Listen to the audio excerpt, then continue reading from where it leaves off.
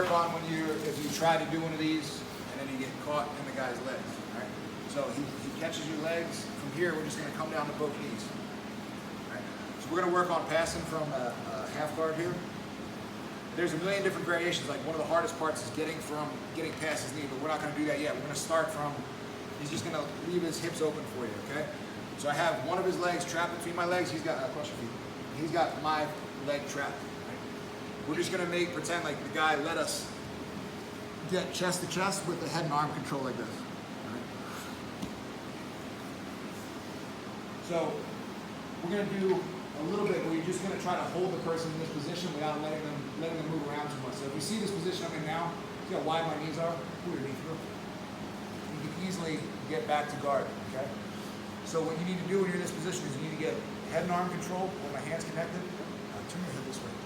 So while you're doing this, you're going to want to have your head turned away so you're not getting your jaw crushed the whole time. So watch my knees. My knees come together, my left knee comes in tight to his hip, and my right knee comes up off the floor. And that's going to concentrate all my weight into his face and neck, right?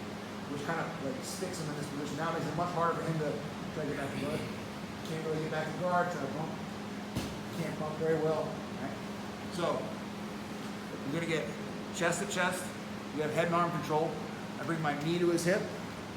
My inside foot knee comes just slightly off the floor. I'm sort of pushing it into his hip here. Right? Now I'm going to bring my head down. I'm going to walk my hips up. So I start to free my knee. I'm going to take my foot, hook it inside. I'm going to push down, slide my knee across. I'm going to end up in a position where I could go to either side. I could go right to the mount or step to side mount. Right? I want you guys to try both. But especially when you're doing no-gi, this is one of the strongest ways to pass. Because once you get to this position, you have somebody locked down, it's almost impossible for him to squirm away and get anywhere. Right? As opposed to like if you're trying to run around his legs from up here, if I'm trying to like come out, he has all this room to move. Right? So we're gonna come chest to chest, lock the head and arm control, right? Bring your knees together. So I'm controlling his bottom leg with my knees. And I make sure I take my right knee off the floor and I push it into his hip on the other side. I'm going to drive my head to the mat as like a post.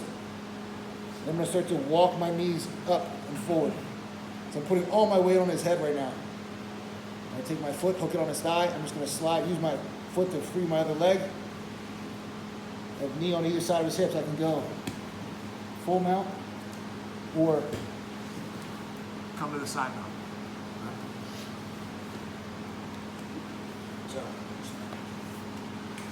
So I go to pass, he hooks my leg, I drop down, he's gonna let me get chest to chest. All right. Again, if you're on bottom, turn your head away to save your jaw a little bit.